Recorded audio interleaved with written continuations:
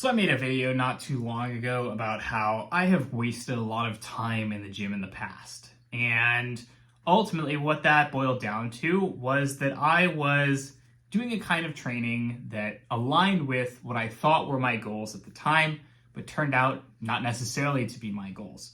And the problem was that I was spending way too much time in the gym when I could have been getting similar results or potentially even better results with much less time in the gym. And so I want to talk today about sort of a mindset shift that I have been going through and how that has really impacted my training strategy over the past year and a half or so. I think that basically at the heart of it, fitness is really a young person's game at the end of the day. Obviously, you're going to peak in physical condition somewhere around 20s, 30s, maybe your 40s. And from there, it mostly goes downhill. And so at a certain point, even when you're training, really consistently throughout, you have to kind of admit that, you're not going to be able to perform the way that you did when you were young. And certainly I already feel that. Obviously, I am still pretty young. I am in my 30s, but I cannot train the way I did when I was 16, the way I could when I was 20. There are certainly big differences now. I have a lot more history of injury. I have a lot more to be careful with in terms of just like aches and pains, recovery, and so on. I also just have a lot more going on in my life. My goals have shifted in part because as you get older, you just have a lot more responsibilities, you have a lot more things to manage, and you don't have all the time, you don't have all the time in the world to just sit in the gym all day and do the stupidest possible exercise routine all day trying to maximize your gains. And so that does sort of fall into this camp of argumentation about sort of what the best approach is in terms of your fitness. So on the one hand, there are going to be people that you call maximalists.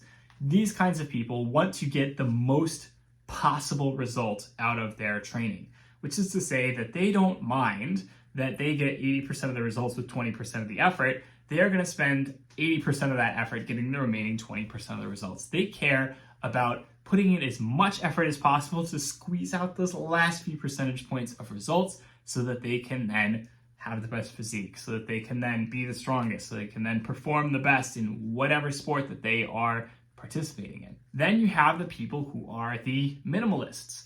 Minimalists are people who don't really care about fitness at all. They mainly want to get the benefits that you can get out of fitness in terms of health, in terms of life expectancy, and so on, and they want to focus on optimizing for all the other things in their life. For those people, again, you want to get that 20% of effort that gives you 80% of your results, and you don't want to care about that other 20% of the results. You are going to be focusing on very short workouts. You're going to hit major muscle group movements. You're going to do less isolation exercises. You're basically going to do like a few quick workouts a week and move on with your life. Now, most people realistically fall somewhere between these two camps. And of course, also, most people don't really know what the best approach is for either of these camps, right? Most people do not have enough understanding of training and fitness and so on to understand what a difference between even a maximal and minimal approach would be. Many people are just kind of doing something in the middle because they think it will help them achieve whatever their goals are fitness-wise in the gym. And that's fine. Not everybody has to be the most informed person in the world. Obviously, we can do our best to inform as many people about good training methods as possible, but that doesn't mean that it's always going to necessarily work out. And I certainly used to fall into the maximalist camp. I was trying to do everything possible to maximize my strength because that was the thing that I cared about. I wanted to be a powerlifter. I wanted to just constantly set PRs and be able to move bigger numbers and so on. That was really all I cared about. And I was like, I'll do as much training as possible to accomplish that, even if it means that I am doing all kinds of silly things. And I have done a lot of silly things. When I had at one point a squat rack in my house where I lived when I was much younger, did not have a ton of responsibilities aside from just my day job.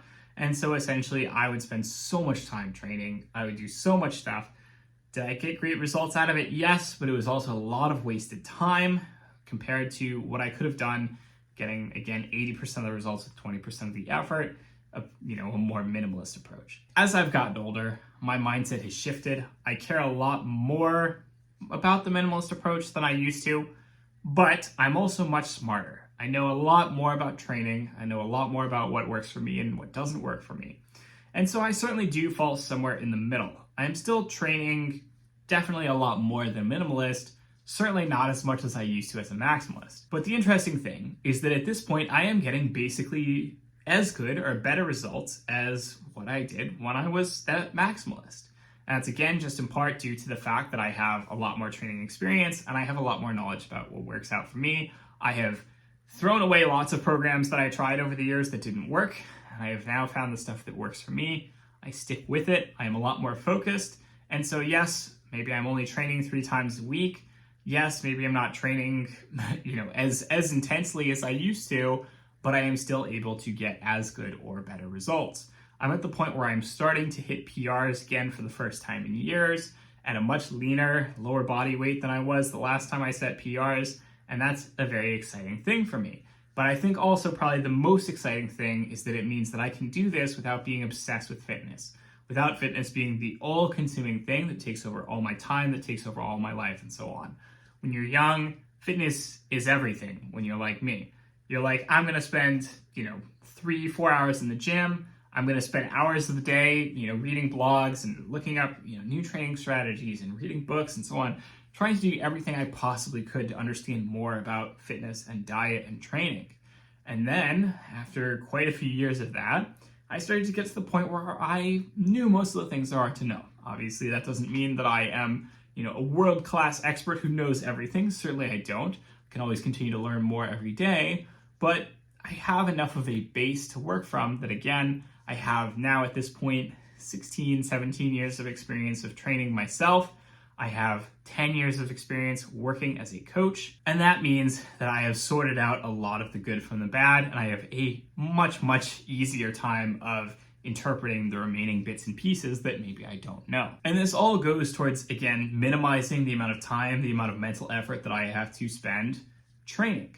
I can now go into the gym, a couple hours, 3 days a week, don't spend as much time, thinking about training, don't spend as much time thinking about diet, just sticking to the basics, just sticking to the good stuff that works, and I continue to see results over time, and that's what I get out of it, it becomes more simple the older you get when you have a lot more experience. And I have so many more things to focus on now. I have this business, which I run, working with clients directly.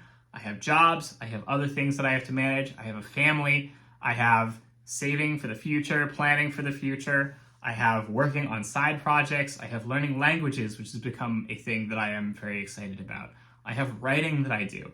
I have so many other things to juggle, to balance in my life, and I'm glad even that I can do fitness in a way that I am less obsessive. I'm glad that it takes over a smaller percentage of my life because it means that I have so much more time to balance out just everything else that I want to do. I'm so grateful that I have found an approach that works for me because, again, it means that I can then help other people to do the same. And I think that that is a part of growing up. That is a part of the shift that you make as you get older, is you start to realize, fitness, it's great.